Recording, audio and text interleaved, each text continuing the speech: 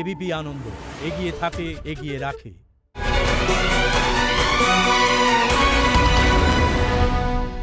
আমার কোনো ভাইপোকে নিয়ে আপত্তি নেই, তোলাবাজ ভাইপোকে নিয়ে আপত্তি আছে।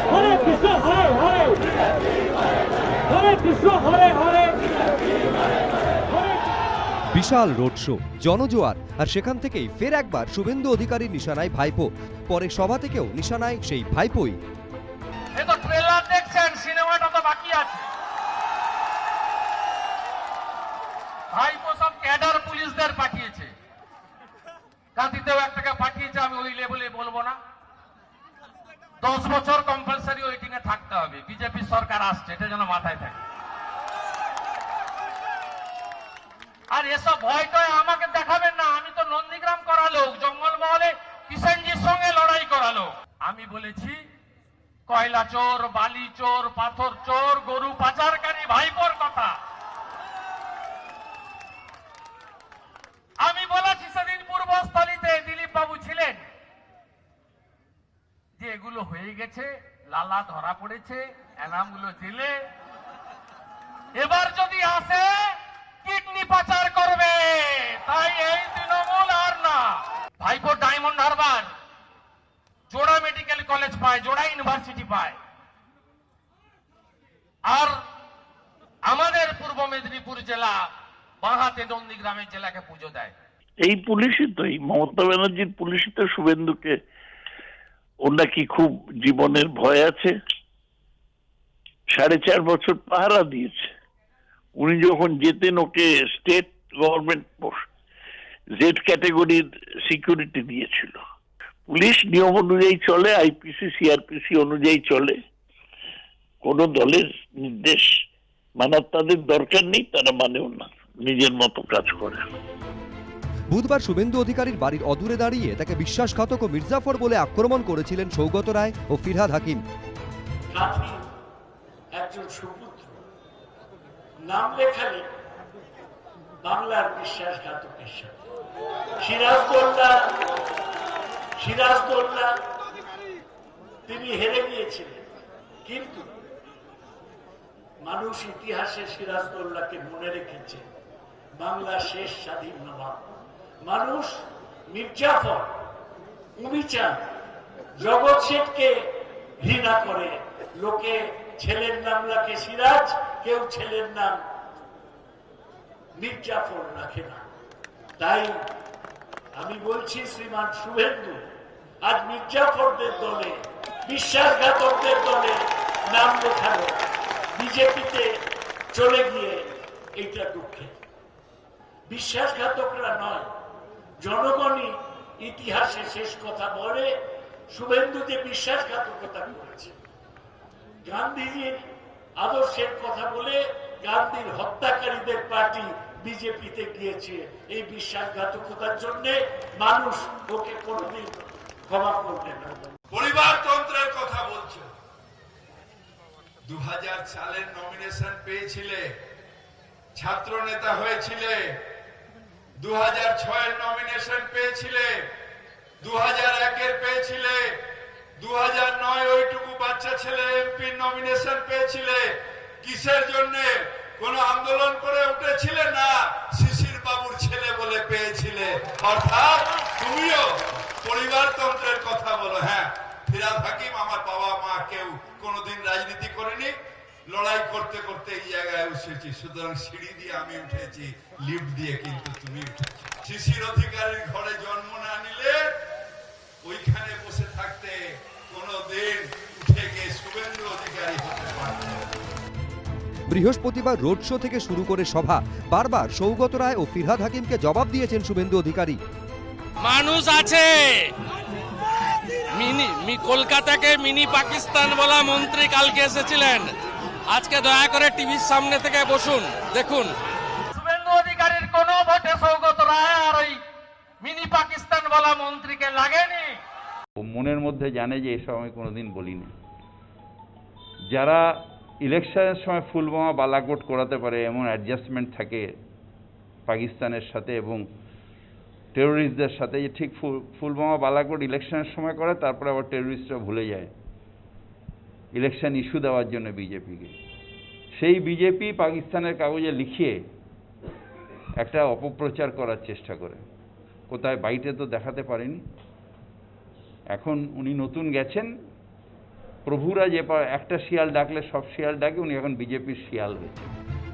জানুয়ারি মাসে শুভেন্দু অধিকারীর গড় নন্দীগ্রামে সভা করবেন মমতা বন্দ্যোপাধ্যায়। এদিন কাঁথি থেকে তৃণমূল নেত্রীর পাল্টা সভার ঘোষণা করেছেন শুভেন্দু।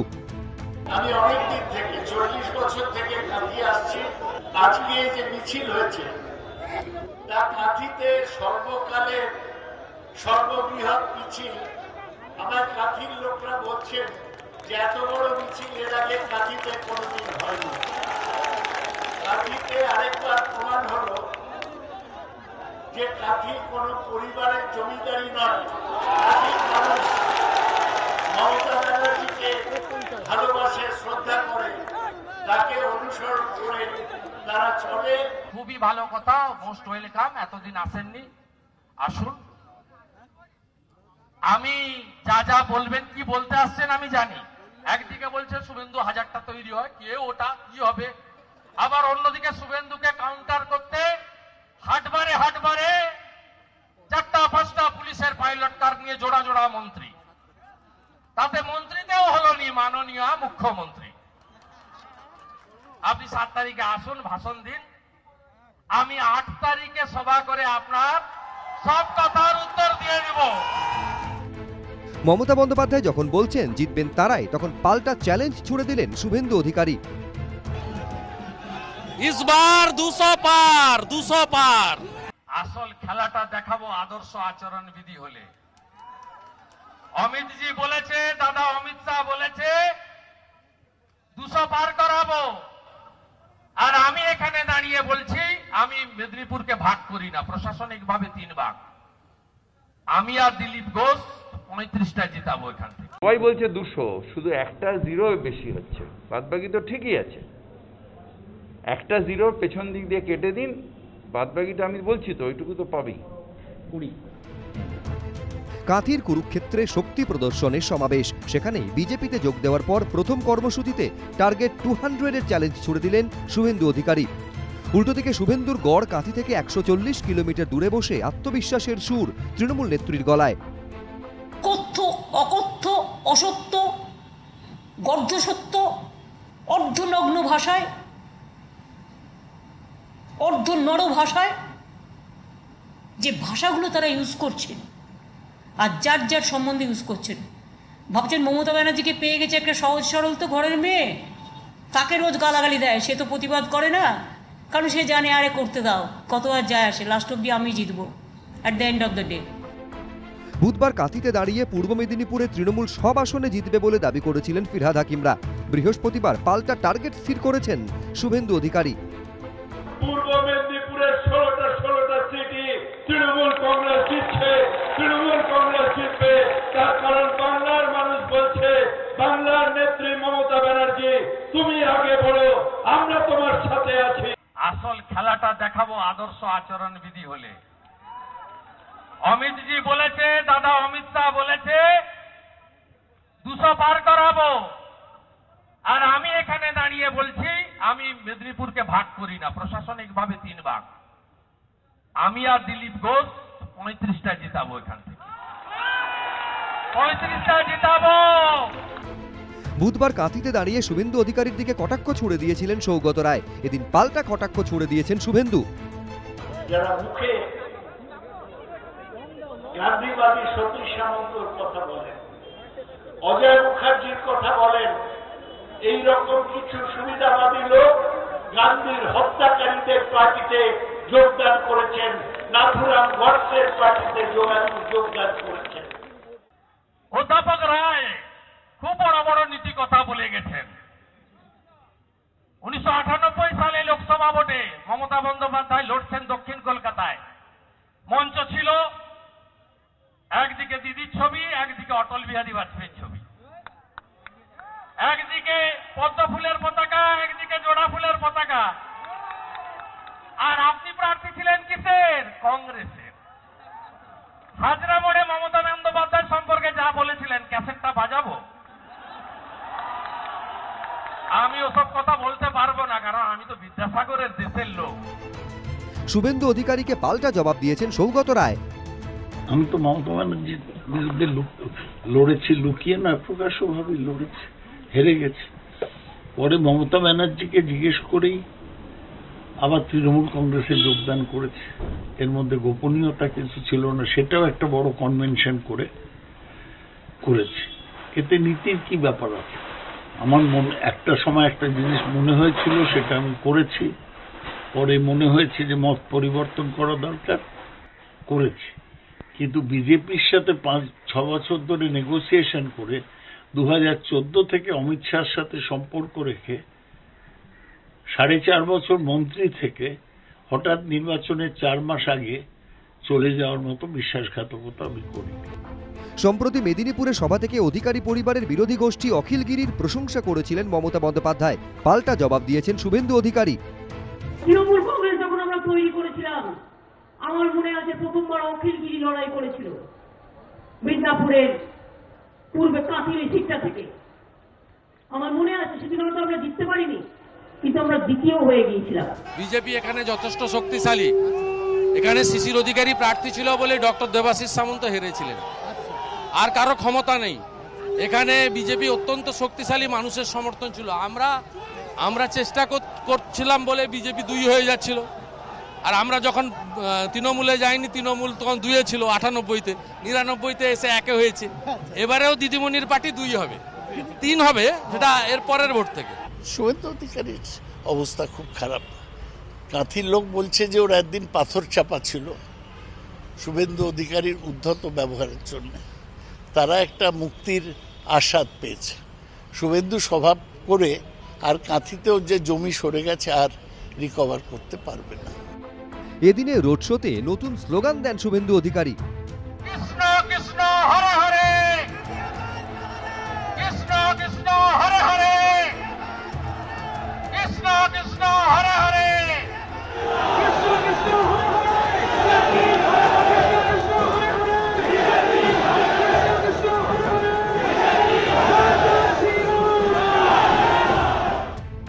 এদিকে পুরনো দল ছেড়ে শুভেন্দু অধিকারী যখন তৃণমূলকে হারানোর ডাক দিচ্ছেন, তখন দলে থেকেই ফের একবার দলীয় নেতৃত্বকে হুঁশিয়ারি দিয়েছেন সিঙ্গুরের তৃণমূল বিধায়ক রবীন্দ্রনাথ ভট্টাচার্য।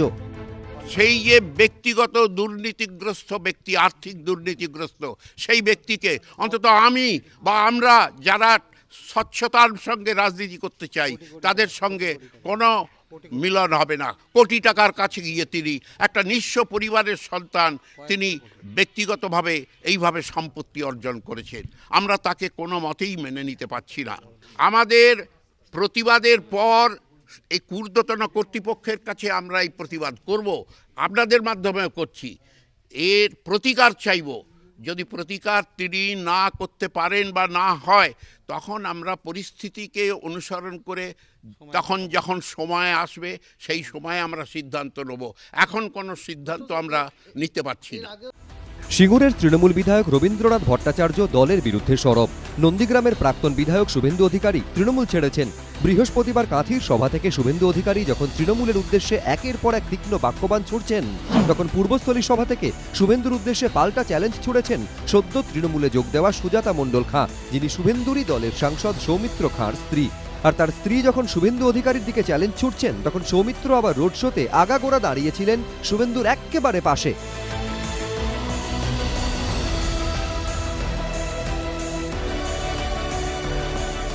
কাঁথি থেকে পূর্ব বর্ধমানের পূর্বস্থলীর দূরত্ব প্রায় 250 কিলোমিটার। কয়েকদিন আগে এখান থেকে তৃণমূলকে উৎখাতের ডাক দেন শুভেন্দু অধিকারী, আর সেই জায়গা থেকেই শুভেন্দুর দিকে চ্যালেঞ্জ ছোড়েন সুজাতা। পার্টিকে বলবো আমাকে আপনার এমএলএ টিকিট দেওয়ার দরকার নেই, 24-এর মধ্যে 16 ঘন্টা খাবে। যেখানে বললেন যেমন কৃষ্ণগঞ্জ বলছে আগে তো জানতে পারিনি, কাল রাত্রে জেনেছি, পোস্টার ব্যানারে আপনার নাম দিতে পারিনি, সুযোগ পাইনি। তাহলে কিচ্ছু লাগবে না, নিচে বসান, আমরা জিতবো, নতুন বাংলা গড়ব, সোনার বাংলা গড়ব, পরিবর্তনের পরিবর্তন চাই। আমি অনুরোধ করব যে শুভেন্দু অধিকারী মহাশয়, আমি আপনাকে চ্যালেঞ্জ জানাচ্ছি এই পূর্বস্থলীর মাটি থেকে। আমার দল এবং দলনেত্রী এবং আমার যুব নেতা অভিষেক বন্দ্যোপাধ্যায়ের যদি অনুমতি পায়, পশ্চিমবঙ্গে 294টা আসন আছে, আপনি যে কোনো একটা আসনে দাঁড়ান, এই সুজাতা আপনাকে জামানত জব্দ করে ছাড়বে। আপনি আগে ঠিক করুন কোন আসনটা আপনি দাঁড়াবেন, আর যদি না দাঁড়ান তাহলে বুঝবো ভয় পেয়ে গেলেন। পূর্বস্থলীতে দাঁড়িয়ে মমতা বন্দ্যোপাধ্যায় সরকারের কাজ নিয়ে আক্রমণ করেছিলেন শুভেন্দু অধিকারী। এদিন একই জায়গায় দাঁড়িয়ে পাল্টা সুজাতা খাঁর দাবি, তৃতীয়বারের জন্য ক্ষমতায় আসবেন মমতাই।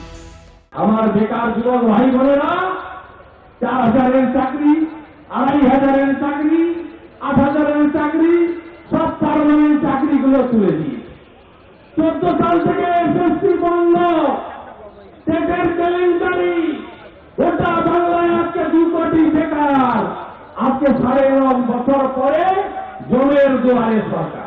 তৃণমূল করতে এসছি, সেই সময়ও কিন্তু খুব ডিভোটেডলি এসছি এবং আপনাদের কাছে এই মঞ্চে কথা দিয়ে যাচ্ছি, তৃতীয়বারের জন্য সর্বভারতীয় তৃণমূল কংগ্রেসকে পশ্চিমবঙ্গের মসনদে বসাবো এবং আমার প্রিয় নেত্রী মমতা বন্দ্যোপাধ্যায়কে তৃতীয়বারের জন্য মুখ্যমন্ত্রী করার জন্য এই সুজাতা শেষ রক্তবিন্দু প্রস্তুত থাকবে। এই পূর্বস্থলীতে দাঁড়িয়ে শুভেন্দু অধিকারী বলেছিলেন, যাদের আত্মসম্মান আছে তারা তৃণমূল করতে পারেন না। পাল্টা বিজেপি থেকে তৃণমূলে যোগদানকারী সুজাতার দাবি, বিজেপিতে দলিতদের, মহিলাদের কোনো সম্মান নেই। এই দলটা কোম্পানিতে পরিণত হয়ে গেছে, এই দলটা রাজনৈতিক দলে নেই, এই দলটা 1.5 জন নিয়ে চালাচ্ছে। তাই যাদের আত্মসম্মান বোধ আছে তারা কখনো তৃণমূল কংগ্রেস করতে পারে না, পারে না, পারে না। আমি জানি আমার লড়াই অত্যন্ত কঠিন, কারণ আপনারা জানেন এই সমাজে মেয়েদের এখনো সিঁদুরের পরীক্ষা দিতে হয়। এই সমাজে আজও সীতারা কাঁদে, আজও এই কলি যুগে সীতারা সত্য যুগে কেঁদেছে, ত্রেতাতে কেঁদেছে, দাপরে কেঁদেছে, আর এই কলি যুগেও কোথাও সীতা হয়ে সুজাতাকেও কাঁদতে হচ্ছে। কেন জানেন? শুধু দল ত্যাগ করার অপরাধে। একটা নারীর পাশে নারীর লড়াই থাকা দরকার, সেই সময় দল ত্যাগ করার জন্য আজও সীতাকে অগ্নি পরীক্ষা দিয়ে ডিভোর্সের সম্মুখীন হতে হলো। গত শনিবার অমিত শাহর উপস্থিতিতে বিজেপিতে যোগ দেন শুভেন্দু অধিকারী। এর 2 দিন পর সোমবারই তৃণমূলে যোগ দেন বিজেপি সাংসদ সৌমিত্র খাঁর স্ত্রী সুজাতা। এরপরই লাইভ সাংবাদিক বৈঠক থেকে চোখের জল মুছতে মুছতে স্ত্রীকে ডিভোর্স নোটিশ পাঠানোর কথা ঘোষণা করেন সৌমিত্র খাঁ। বৃহস্পতিবার পূর্বস্থলী থেকে বিবাহ বিচ্ছেদের সিদ্ধান্ত নিয়ে সৌমিত্রর উদ্দেশ্যে পাল্টা প্রশ্ন ছুড়ে দিয়েছেন সুজাতা। যেদিন আমার স্বামী দল ত্যাগ করেছিল সেদিন তো ওই তাকে আমার মনে হয়নি স্ত্রী হিসাবে ডিভোর্স দেওয়া দরকার, তাহলে আমি কোনো অন্যায় অবিচারের শিকার হব না। সেদিন কিন্তু আমি বুক চিতিয়ে, মুখে রক্ত উঠিয়ে, আপনারা জানেন আমার পায়ে সেপটিক হয়ে গেছিল, আমি উইদাউট সিকিউরিটি জঙ্গলমহলের মতন একটা সন্ত্রাস প্রবণ এরিয়ায় আমি কিন্তু একাকী লড়াই করেছিলাম এবং ভারতীয় জনতা পার্টিকে একজন সাংসদ উপহার দিয়েছিলাম। এই প্রেক্ষাপটে বিভিন্ন মহলে প্রশ্ন উঠছে, ভবিষ্যতের কোনো ভোটে কি সৌমিত্র এবং সুজাতাকে মুখোমুখি লড়াইয়ে দেখা যেতে পারে? আমি একটা কথাই বলতে চাই, পারিবারিক বিষয়ে যদি আপনারা লড়াই লাগাতে চান লাগাতে পারেন, আমি এই ব্যাপারে কোনো কথা বলবো না। পলিটিক্যাল ব্যাপারে কথা বলবো, ফ্যামিলি ব্যাপারে। তৃণমূলে যোগ দিয়ে শুভেন্দু অধিকারীকে চ্যালেঞ্জ ছুড়েছেন বিজেপি সাংসদ সৌমিত্র খাঁর স্ত্রী সুজাতা। অন্যদিকে গঙ্গাসাগরে দাঁড়িয়ে রাজ্য থেকে তৃণমূলকে উপড়ে ফেলার হুঁশিয়ারি দিয়েছেন বিজেপি রাজ্য সভাপতি দিলীপ ঘোষ। সঙ্গে সঙ্গে পাল্টা জবাব দিয়েছে তৃণমূলও। 19-এ হাফ আর 21-এ আপনারা হাফ করেছেন, সাফ করা বাকি আছে, আর গঙ্গাসাগর থেকে সাফাই অভিযান শুরু হবে। সব বিজেপি কর্মীরা আমরা ফুঁ দিলে উড়ে যাবে। গঙ্গাসাগরে এখন শীত ভালোই টের পাওয়া যাচ্ছে, কিন্তু বৃহস্পতিবার সকালে গঙ্গাসাগর এবং নামখানায় সভা করে তরজার পারদ চড়ালেন বিজেপি রাজ্য সভাপতি দিলীপ ঘোষ। এদিন সেখান থেকে তৃণমূলকে আক্রমণ করেন তিনি। ওড়িশার লোকেরা চিন্তা করছে এমপি যাচ্ছে ভুবনেশ্বরে জেল কাটতে, তো 2 ভাই গেল বন্ধ যাবেই, ভালো জেল। পশ্চিমবাংলার সব জেলগুলো দিদিমণি সংস্কার করছে রং টং করে, কেন এত ভাইকে যেতে হবে তো মে মাসের পরে ওখানেই তো থাকতে হবে। এই রেশনের চাল ঝেড়েছে, বাড়ির ভাত খেতে দেবো না, এই গরিবের টাকা মেরে বাড়ি করেছে, ওই বাড়িতে থাকতে দেবো না। এরপর আরও সুর চড়িয়ে তৃণমূলকে হুঁশিয়ারি দেন দিলীপ ঘোষ। এত বড় ঝড় হয়ে গেল, মানুষ সর্বশান্ত হয়ে গেল, ঘর বাড়ি ভেঙে গেল, থাকার জায়গা নেই, খাবার নাই, কেন্দ্র থেকে যে রেশনটা মোদি পাঠিয়েছেন সেটাও ঠিক মতো সবাই পেল না, অর্ধেক মাঝখান থেকে কাটমানি হয়ে চলে গেল। দিদিমণি বলছেন 1 লক্ষ কোটি টাকা লাগবে, প্রধানমন্ত্রী বলছেন ঠিক আছে 1000 কোটি টাকা দিচ্ছি, ওটা দেখি কেমন ভাবে খরচা করেন তারপরে ভাববো। দিয়ে গেলেন, টাকাটা গায়েব হয়ে গেল। ভুল যদি হয় আমার নামেও 20,000 টাকা আসতে পারতো, আপনাদের নামেও আসতে পারতো, সে ভুলটা হয় না। সবসময় ভুল করে ওনার ভাইদের আর ভাইপোদের অ্যাকাউন্টে টাকা চলে যায়, বারবার এই ভুলটা করেন। আমরা বলছি দিদিমণি আপনার বয়স হয়েছে, ভুল হওয়া স্বাভাবিক, এবার রিটায়ারমেন্ট নিন, কালীঘাটে বসে রামায়ণ পাঠ করুন। পাল্টা কেন্দ্রীয় বঞ্চনার অভিযোগে সরব হয়েছে তৃণমূল। এগুলো সব কর্মীদের চাগাবার জন্যে উনি বলছেন। আর ঘূর্ণিঝড়ে তো কেন্দ্রীয় সরকার টাকাই দেয়নি, 1 লক্ষ কোটি টাকার ক্ষতি ওরা মাত্র 3,700 কোটি টাকা দিয়েছে।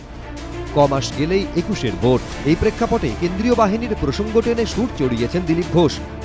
কেন্দ্র থেকে সেন্ট্রাল ফোর্স আসবে, তারা বুথ পাহারা দেবে, বন্দুকও থাকবে, লাঠিও থাকবে, যা যেটা দরকার দিয়ে দেবে। যদি ভুল করে দিদির ওই ছোট ছোট ভাইরা যারা পতাকা ছিঁড়ছে রাস্তায়, ঝান্ডা ভেঙে দিচ্ছে, বাড়ি ভেঙে দিচ্ছে, তাদের বলে দাও ভোটের দিন ভুল করেও ভাই ওইদিকে যেও না, বুথের দিকে, পিঠে ডান্ডার বাড়ি নিয়ে হসপিটাল হয়ে বাড়ি যেতাম।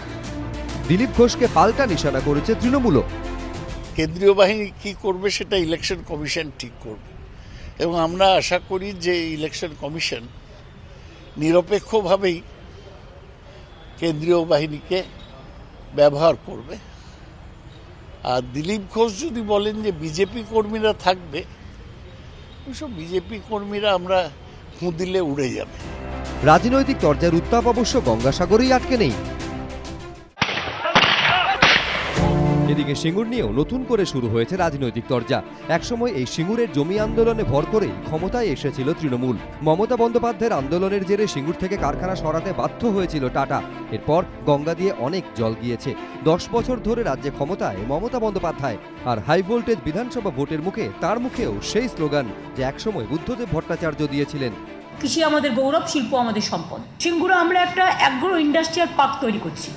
মমতা বন্দ্যোপাধ্যায়ের এই মন্তব্য অনেককেই মনে করিয়ে দিয়েছে তার পূর্বসূরি অর্থাৎ প্রাক্তন মুখ্যমন্ত্রী বুদ্ধদেব ভট্টাচার্যের কথা, যিনি 2016 সালের বিধানসভা ভোটের আগে এই স্লোগান তুলেছিলেন। কৃষি হবে আমাদের ভিত্তি আর শিল্প হবে আমাদের ভবিষ্যৎ, সেই পথেই আমাদের এগোতে হবে। বুদ্ধদেব ভট্টাচার্য সেদিন এই স্লোগান তুলেছিলেন সিঙ্গুর থেকেই, সেই সিঙ্গুর যেখানকার কৃষি জমি আন্দোলনে মমতা বন্দ্যোপাধ্যায়ের ক্ষমতায় আসা রাস্তা তৈরিতে অন্যতম প্রধান ভূমিকা নিয়েছিল, সেই সিঙ্গুর যেখানে কারখানার কাঠামো তৈরি করেও ন্যানো গাড়ির প্রকল্প গুটিয়ে ফিরতে হয় টাটাদের। বৃহস্পতিবার সেই সিঙ্গুরের জন্য শিল্পের ঘোষণা করলেন মমতা বন্দ্যোপাধ্যায়, তবে জোর করে জমি অধিগ্রহণ করা হবে না বলেও জানিয়েছেন তিনি। সিঙ্গুরে আমরা একটা অ্যাগ্রো ইন্ডাস্ট্রিয়াল পার্ক তৈরি করছি। যেহেতু সিঙ্গুরের ফসল খুব সুজলা সুফলা শস্য শ্যামলা, সেই জন্য সিঙ্গুরের ফসল যাতে ভালোভাবে ওখানে প্রোডাকশানগুলো ভালো করে বিক্রি হতে পারে, তারা নানা রকম ডিসপ্লে করতে পারে, তারা নানা রকম নতুন নতুন আইটেম তৈরি করতে পারে, নানা রকম শিট তৈরি করতে পারে, এই সব দিকে লক্ষ্য রেখে অ্যাগ্রো ইন্ডাস্ট্রিয়াল পার্ক আমরা তৈরি করছি। আর এখানে সাগরও আপনাদের এই দুটো জায়গায় বলে দিচ্ছি, কোনো জায়গায় আমার ল্যান্ড নিয়ে কোনো প্রবলেম নেই। মমতা বন্দ্যোপাধ্যায় সিঙ্গুরে শিল্পের প্রস্তাব দিতেই কটাক্ষ ছুড়ে দিয়েছে বামেরা। কাজ কর্ম চাকরি বাকরি 12টা বাজিয়ে দিয়েছে, লুঠের রাজত্ব করেছে, বিশ্বাসঘাতক তৃণমূল, মানুষের প্রতি বিশ্বাসঘাতক। সুপ্রিম কোর্ট সিঙ্গুরের জমি অধিগ্রহণকে অবৈধ ও অসাংবিধানিক বলে রায় দেওয়ার পর কৃষকদের জমি ফিরিয়েছিলেন মমতা বন্দ্যোপাধ্যায়, কিন্তু সেই জমিতে চাষবাস সম্ভব হবে কিনা তা নিয়ে প্রশ্ন তুলেছিলেন অনেকেই। এই প্রেক্ষাপটে সিঙ্গুরে মুখ্যমন্ত্রীর শিল্প ঘোষণা নিয়ে কৃষকদের মধ্যে শোনা গেছে মিশ্র প্রতিক্রিয়া। 14 বছর আগে বুদ্ধদেব ভট্টাচার্য যে উদ্যোগ নিয়েছিলেন শিল্পপতিদের জন্য, এই সিঙ্গুরের চাষিদের জন্যে, সেখানকার লোক স্বেচ্ছায় জমি দিয়েছিল, কিন্তু এই 14 বছর চাষিদের কি হালটা হলো আপনি চিন্তা করুন তো, কত চাষি অকালে মরে গেল। আজকে যদি চাষি কোনোদিনই তার জমি না বিক্রি করতে পারে, তাহলে চাষির অধিকারটাই প্রতিষ্ঠা হলো না। চাষি যদি তার প্রয়োজনে তার ছেলেকে ডাক্তার ইঞ্জিনিয়ার করার জন্য যদি তার 5 কাঠা বেচতে হয়, সে বেচে ফেলতে পারে, আবার তার যখন টাকা হবে, ছেলে প্রতিষ্ঠিত হবে, সে আবার 5 বিঘে কিনতে পারে। এটা আমি মুখ্যমন্ত্রীর সিদ্ধান্তকে সাধুবাদ জানাই। গত লোকসভা ভোটে তৃণমূলের থেকে মুখ ফিরিয়েছে সিঙ্গুর। লোকসভা ভোটের ফলের নিরিখে সিঙ্গুর বিধানসভা কেন্দ্রে তৃণমূলের থেকে এগিয়ে গেছে বিজেপি। এই কারণে কি বিধানসভা ভোটের আগে কৌশল বদলে কৃষির পাশাপাশি শিল্পকে সমান গুরুত্ব দিচ্ছেন মমতা বন্দ্যোপাধ্যায়? প্রশ্ন তুলে খোঁচা দিয়েছে বিজেপি।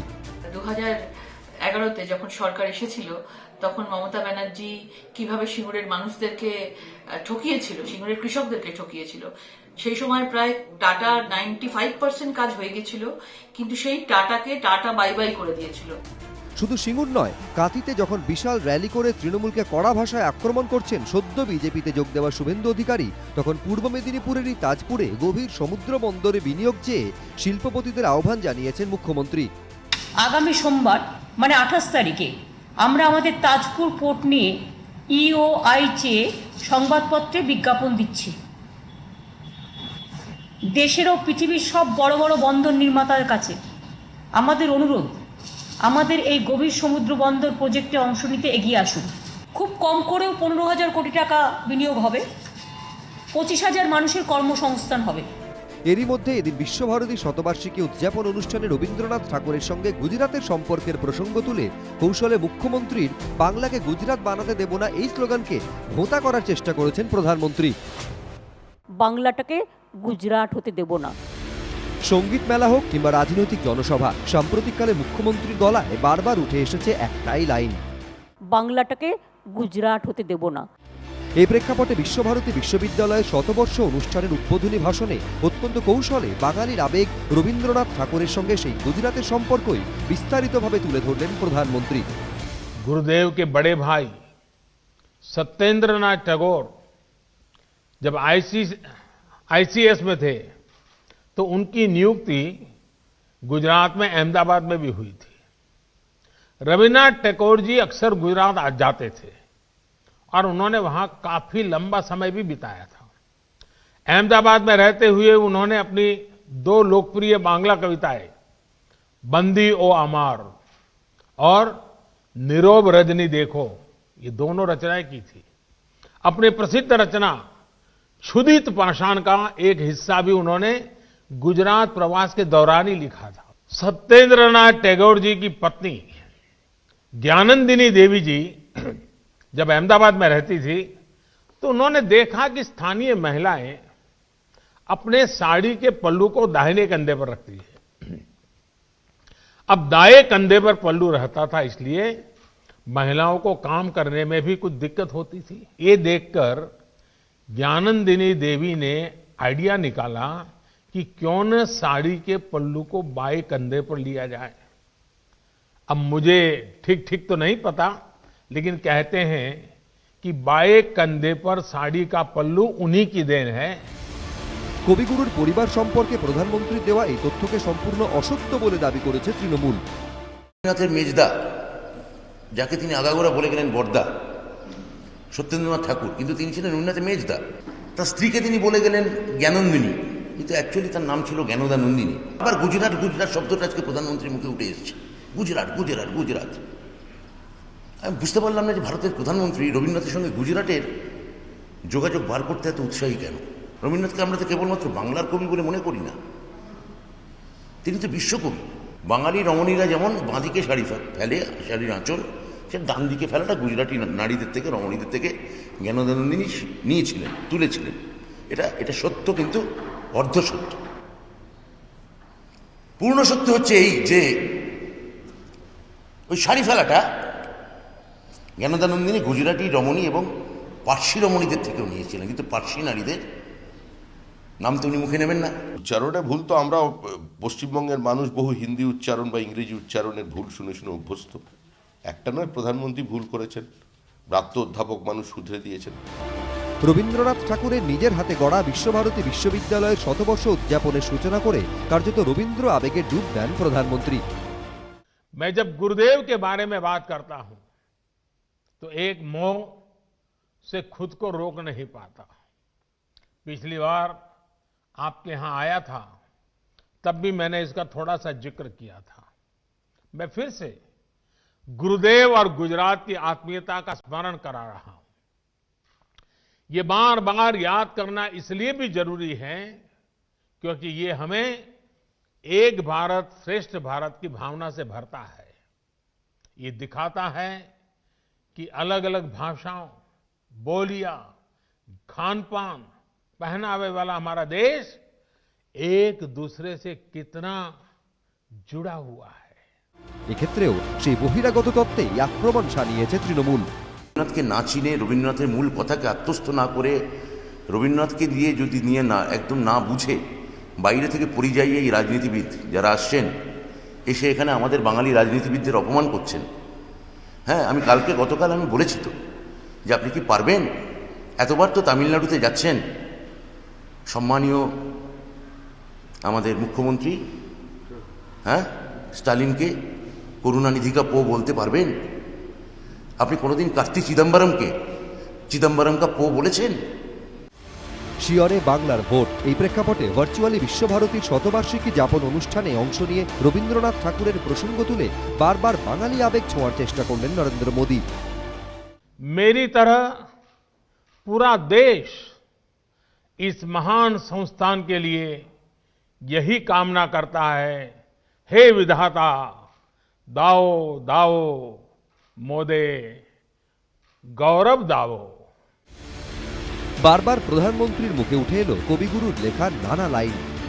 যদি তোর ডাক শুনে কেউ না আসে তবে একলা চলো রে, कोई भी साथ ना आए, अपने लक्ष्य की प्राप्ति के लिए अगर अकेले भी चलना पड़े तो जरूर चलिए।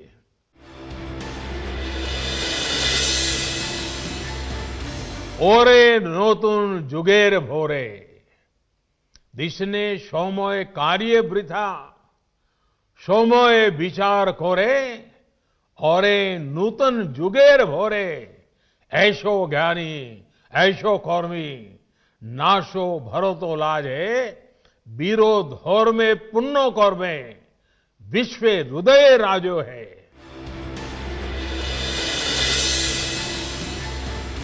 चित्तो जेथा भयम शून्नो, चित्तो जेथा भय शून्नो, उच्चो जेथा शीर, ज्ञान जेथा मुक्तो। यानी हम एक ऐसी व्यवस्था खड़ी करें जहां हमारे मन में कोई डर ना हो, हमारा सर ऊंचा हो और ज्ञान बंधनों से मुक्त हो। 1910 সালে কবিগুরুর এই কবিতাটি প্রকাশিত হয়। এই কবিতায় রবীন্দ্রনাথ রাজনৈতিক স্বাধীনতার ঊর্ধ্বে গিয়ে ব্যক্তি স্বাধীনতার আবশ্যকতা এবং সার্থকতা অত্যন্ত সুন্দরভাবে ফুটিয়ে তোলেন। তাৎপর্যপূর্ণ বিষয় হলো 110 বছর বাদে বৃহস্পতিবার যখন নরেন্দ্র মোদীর গলায় কবিগুরুর এই লাইনগুলি উঠে আসছে, সেদিনই মোদী সরকারের আমলে ভারতে আর গণতন্ত্র বা ব্যক্তি স্বাধীনতা বলে কিছুই অবশিষ্ট নেই বলে অভিযোগ করেছেন রাহুল গান্ধী। पुलिस लगवाते हो, हाथरस जाते हो, अरेस्ट करते हो, एआईसी से हमारे एमपी को बाहर नहीं निकलने देते हो, और फिर कहते हो कि भैया मतलब सब कुछ ठीक है। ये आप किस देश की बात कर रहे हो? ये कौन सी देश की बात कर रहे हो? डेमोक्रेसी? या मतलब कौन से देश की बात कर रहे हो? इंडिया की बात कर रहे हो? इंडिया में कोई डेमोक्रेसी नहीं है। डेमोक्रेसी इंडिया में ये मतलब आपके इमेजिनेशन में हो सकती है, मगर रियलिटी में है नहीं। কবিগুরু তার এই কবিতার মধ্যে দিয়ে এমন এক ভারত গড়ে তোলার স্বপ্ন দেখেছিলেন যেখানে ভেদাভেদ ধনী গরিব থাকবে না। কিন্তু মোদী সরকারের হাতে বর্তমান ভারত গুটি কয়েক পুঁজিপতির কুক্ষিগত হয়েছে বলে দাবি বিরোধীদের। नरेंद्र मोदी जी का एक ही लक्ष्य है, और वो किसान समझ गया है, मजदूर समझ गया है। लक्ष्य है कि उनके आसपास जो 2, 3, 4 बड़े क्रोनी कैपिटल्स हैं, उनके लिए पैसे बनाने का काम नरेंद्र मोदी जी करते हैं। जो भी नरेंद्र मोदी जी के खिलाफ खड़े होते हैं, वो उनके बारे में कुछ ना कुछ गलत बोलते रहते हैं। বিগত কয়েক বছরে বঙ্গ রাজনীতির আবর্তে চলে এসেছেন বাঙালি মনীষীরাও। বিদ্যাসাগরের মূর্তি ভাঙার ঘটনা নিয়ে রাজনীতি, রবীন্দ্রনাথ ঠাকুরের জন্মস্থান নিয়ে বিতর্কিত পোস্ট ঘিরে রাজনীতি, অমিত শাহর কাটআউটে কবিগুরুর ছবির স্থান নিয়ে রাজনীতি, বিজেপি সাংসদ সুব্রমণিয়াম স্বামীর সিন্ধু শব্দবন্ধে আপত্তি তুলে কবিগুরুর লেখা জাতীয় সঙ্গীত বাতিলের দাবি ঘিরে তরজা। সেখান থেকে বিশ্বকবির নিজের হাতে গড়া বিশ্বভারতী বিশ্ববিদ্যালয়ের শতবর্ষ উদযাপনের সূচনা পর্বে প্রধানমন্ত্রীর ভাষণ ঘিরে বিতর্ক। সবকিছুই হচ্ছে রাজনীতিতে, যার সঙ্গে জুড়ে গেছে বাঙালি বহিরাগত তরজাও। আমরা জানি তো যে রবীন্দ্রনাথের সাথে গুজরাটের যোগ ছিল। তার দাদা সত্যেন্দ্রনাথ ঠাকুর আইসিএস ছিলেন, তিনি গুজরাটে পোস্টেড ছিলেন, তার মাধ্যমে রবীন্দ্রনাথের সাথে যোগ হয়েছিল। রবীন্দ্রনাথ দাদার বাড়ি গিয়ে থাকতেন, কিন্তু যে গুজরাটকে রবীন্দ্রনাথ জানতেন, যে গুজরাটে সবচেয়ে বড় গুজরাটি, সবচেয়ে বড় ভারতীয় মহাত্মা গান্ধী থাকতেন, সেটা তো নেই। তো নরেন্দ্র মোদীর গুজরাট তো মহাত্মা গান্ধীর গুজরাট নয়। এই গুজরাট যেখানে নরেন্দ্র মোদীর মুখ্যমন্ত্রীত্বের দাঙ্গায় 2000 লোকের মৃত্যু হয়েছিল। মমতা ব্যানার্জি যখন বলেন বাংলাকে গুজরাট হতে দেব না, তখন উনি বলেন যে বাংলায় ওই দাঙ্গা হতে দেব না। দেশের প্রধানমন্ত্রী তিনি গুজরাটবাসী, তিনি স্বাভাবিকভাবেই রবীন্দ্রনাথের কথা, গুজরাতের প্রসঙ্গ টেনে আনবেন। আজকে যদি আমাদের রাজ্যের মুখ্যমন্ত্রী উত্তরপ্রদেশের কোনো জায়গায় গিয়ে বক্তৃতা করতে যান, তাহলে উত্তরপ্রদেশের সঙ্গে যদি সাহিত্য ক্ষেত্র হয় যোগসাজশের জন্য, তিনি কি কবি নিরালার নামটা একবারও বলবেন না? এর মধ্যে কোন রাজনীতি আছে? শুধুমাত্র আক্রমণের জন্য আক্রমণ করা। প্রধানমন্ত্রীর আবিন্দ্রিকতা কি শুধুই বাংলায় ভোট পাওয়ার জন্য, সেই প্রশ্ন তুলছে কংগ্রেস। বাংলায় গিয়ে ভারতবর্ষের প্রধানমন্ত্রী রাজনৈতিক বুজরুকি করতে পারেন। আগামী দিনে দেখব ভোটের আগে তিনি রবীন্দ্রনাথ ঠাকুর সেজে যাচ্ছেন, দাড়িটা বানিয়েছেন রবীন্দ্রনাথ ঠাকুরের মতো। রবীন্দ্রনাথ ঠাকুর সেজে তিনি বাংলায় প্রবেশ করবেন, যে দেখো আমারই পূর্বপুরুষ ছিল রবীন্দ্রনাথ ঠাকুর, তাই আমি তোমাদের কাছে এসেছি। কারণ ভোট এসেছে, এখন সবাই গুরুদেব গুরুদেব গুরুদেব করে পায়ে পড়ছে। এতদিন গুরুদেবের কথা মনে ছিল না, না অমিত শাহজির মনে ছিল, না ভারতবর্ষের প্রধানমন্ত্রীর মনে ছিল। রবীন্দ্রনাথ ঠাকুরের এতদিন তাদের মনে ছিল না, থাকলে 6 বছর পর কেন ইয়াদ হচ্ছে তাদের? বিরোধীরা যখন প্রধানমন্ত্রীর দিকে আঙুল তুলছে, তখন তার পাল্টা জবাব দিয়েছে বিজেপি। বিবেকানন্দ থেকে চৈতন্যদেব, সবার নামই উঠে এসেছে প্রধানমন্ত্রীর মুখে। चैतन्य महाप्रभु और श्रीमद शंकर देव जैसे संतों के विचारों से समाज को ऊर्जा मिलती रही। भक्ति का ये विषय तब तक आगे नहीं बढ़ सकता जब तक महान काली भक्त श्री रामकृष्ण परमहंस जी की चर्चा न हो। वो महान संत जिनके कारण भारत को स्वामी विवेकानंद मिले। যদিও জ্ঞানদানন্দিনী উচ্চারণ কিংবা ভক্তিবাদ নিয়ে প্রধানমন্ত্রীর বক্তব্যের মধ্যে কোনো ভুল দেখছেন না শান্তিনিকেতনের আশ্রমিকদের একাংশ। জ্ঞানদানন্দিনী উচ্চারণ, নরেন্দ্র মোদী মাতৃভাষা গুজরাটি, সেখানে জ্ঞানদানন্দিনীর উচ্চারণে ভুল করেছেন। এটা আমাদের 5টা বাঙালিকে জিজ্ঞেস করলে পরে জ্ঞানদানন্দিনী বলতে গেলে তিনি 3 বার আটকে যান। আমাদের আপনি বাঙালিদের জিজ্ঞেস করুন না, যারা অনেক শিক্ষিত মানুষ, রবীন্দ্রনাথের পরপর দাদাদের নাম কি তারাও বলতে পারবেন না। গুজরাটের সঙ্গে শান্তিনিকেতনের একটা ঘনিষ্ঠ যোগ ছিল।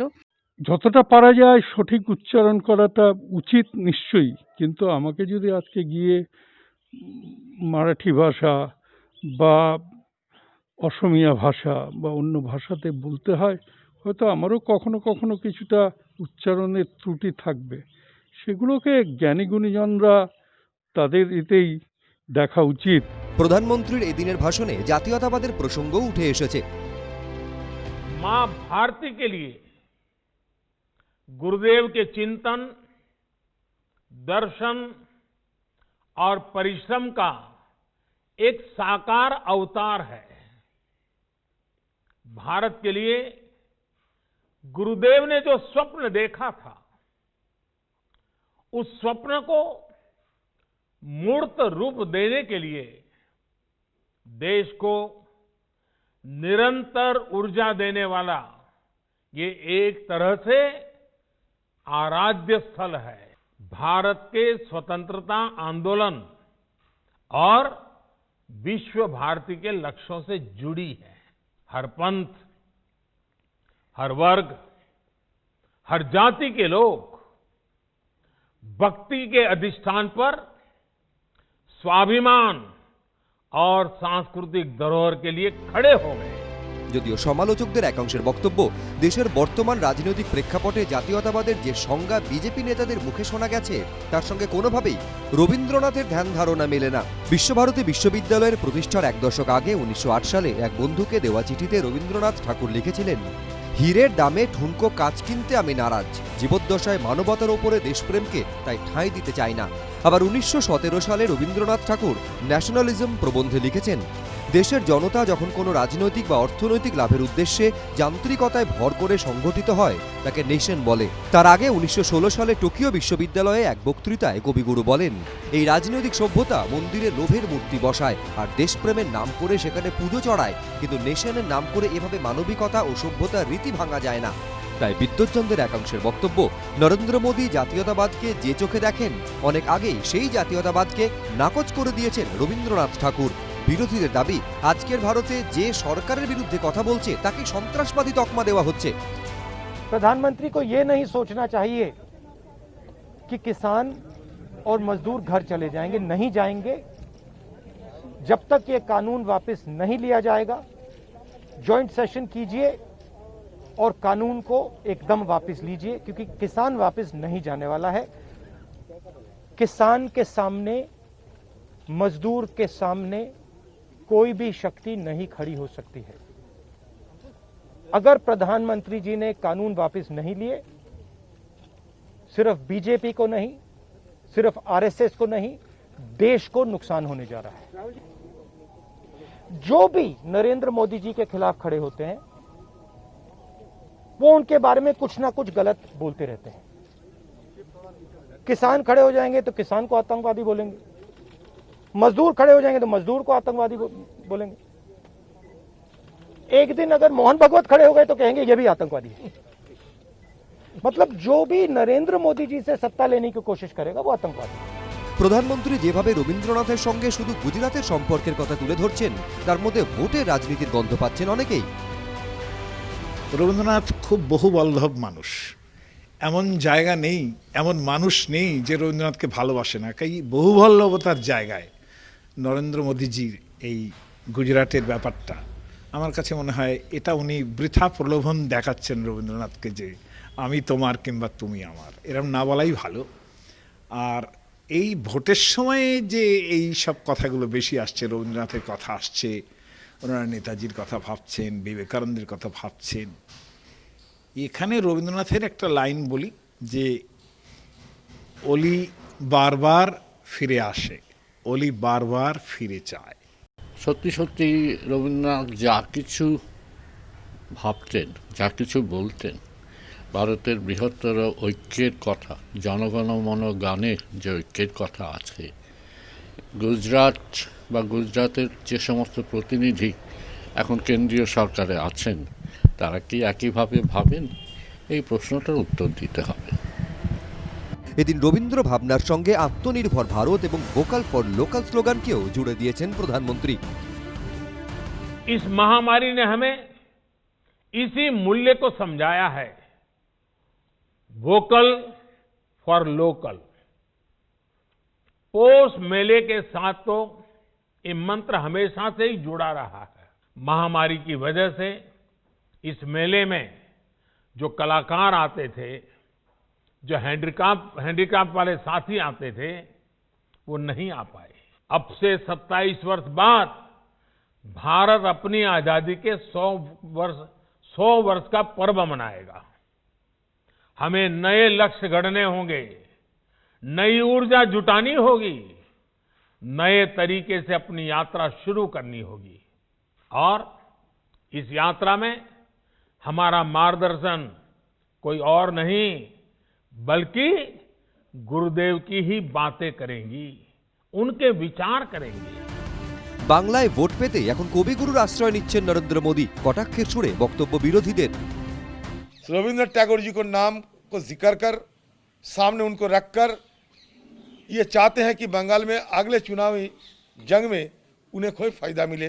नहीं तो इतने साल गुजारने के बाद रविन्द्रनाथ टैगोर को लेकर इतने सारे चर्चा, इतने सारे प्रधानमंत्री जी, हमारे राष्ट्र मंत्री जी की इतनी सारे दौर क्यों हो रहे हैं वहाँ, और इतनी सारे उनके लिए भाषण देने की क्या जरूरत होते हैं। ये मैं इन लोगों को याद दिलाना चाहते हैं कि रविन्द्रनाथ टैगोर जी सांप्रदायिक राजनीति के खिलाफ थे, रविन्द्रनाथ टैगोर जी उग्र राष्ट्रवाद के भी खिलाफ थे। দেশ গঠনে বিভিন্ন বিশ্ববিদ্যালয়ের ভূমিকার প্রসঙ্গও তোলেন প্রধানমন্ত্রী, কিন্তু সেই ভাষণে কলকাতা কিংবা যাদবপুর বিশ্ববিদ্যালয়ের নাম নেই কেন সেই প্রশ্ন তুলেছে তৃণমূল। विश्व भारती यूनिवर्सिटी हो, बनारस हिंदू विश्वविद्यालय हो, अलीगढ़ मुस्लिम यूनिवर्सिटी हो, नेशनल कॉलेज हो जो आजकल लाहौर में है, मैसूर यूनिवर्सिटी हो, त्रिची नेशनल कॉलेज हो, महात्मा गांधी काशी विद्यापीठ हो, गुजरात विद्यापीठ हो, इन शिक्षण संस्थाओं ने भारत की आजादी के लिए चल रहे वैचारिक आंदोलन को नई ऊर्जा दी, नई दिशा दी, नई ऊंचाई दी। স্বাধীনতা সংগ্রামে কোন কোন বিশ্ববিদ্যালয়ের অবদান আছে তা বলতে গিয়ে তিনি দিল্লি বিশ্ববিদ্যালয় থেকে লাহোর বিশ্ববিদ্যালয়ের নাম তুলে আনলেন। অথচ ভারতবর্ষের প্রথম বিশ্ববিদ্যালয় কলকাতা বিশ্ববিদ্যালয়, 1857 সালে তার জন্ম। কলকাতা বিশ্ববিদ্যালয়ের নামটা একবার মুখে নিতে পারলেন না স্যার? তা ভারতের স্বাধীনতা আন্দোলনে বা শিক্ষা বিস্তারে কলকাতা বিশ্ববিদ্যালয়ের নাম নেবেন না? নাম নেবেন না জাতীয় শিক্ষা পরিষদ থেকে তৈরি হয় যাদবপুর বিশ্ববিদ্যালয়?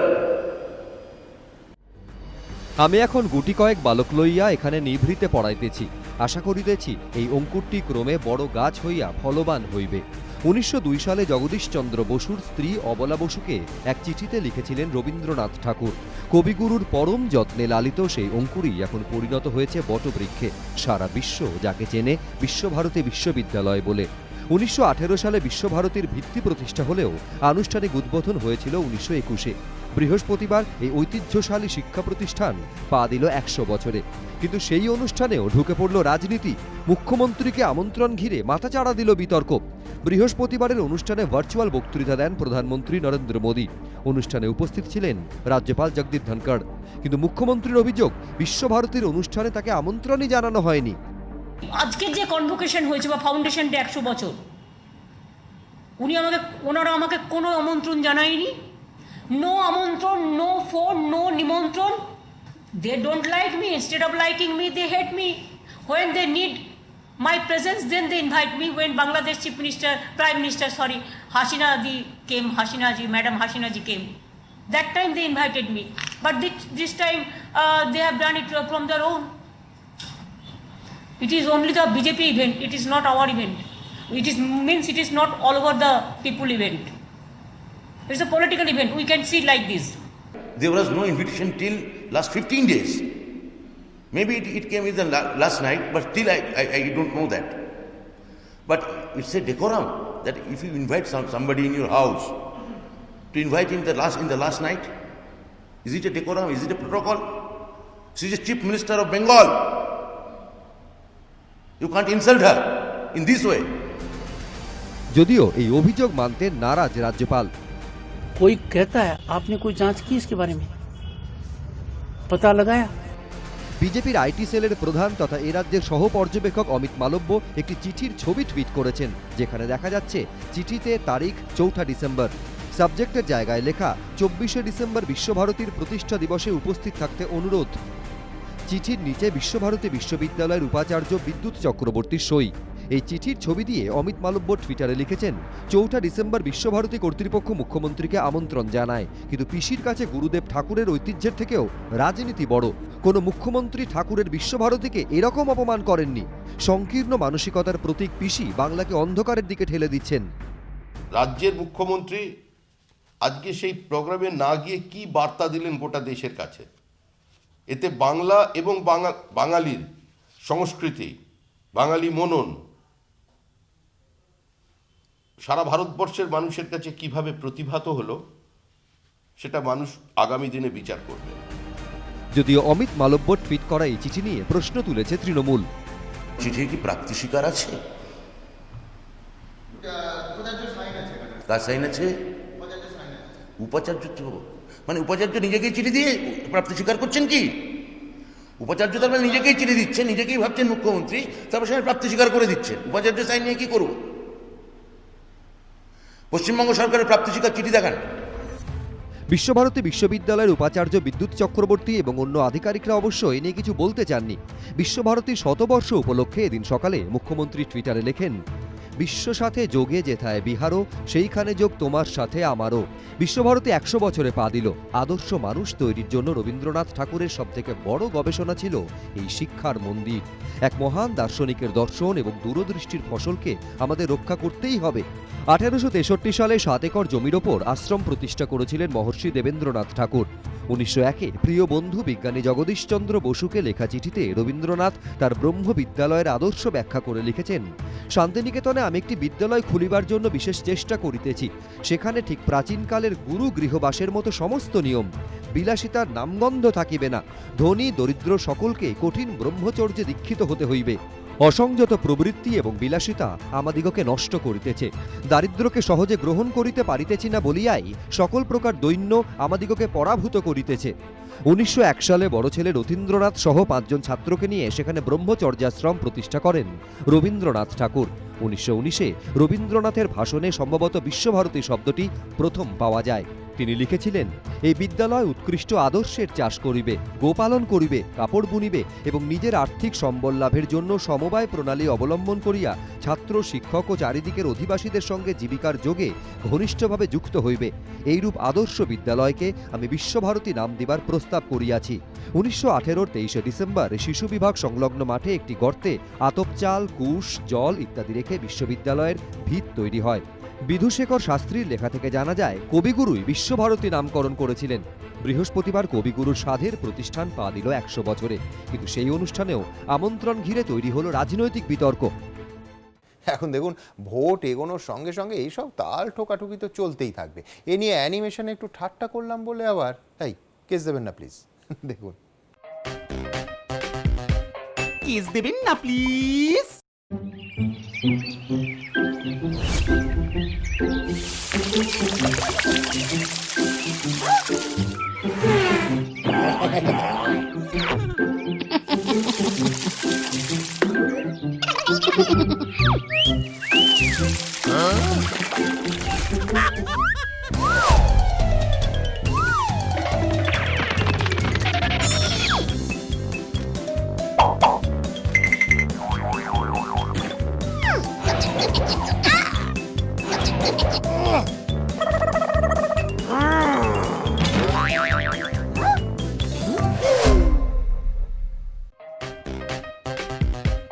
কেস দেবেন না প্লিজ।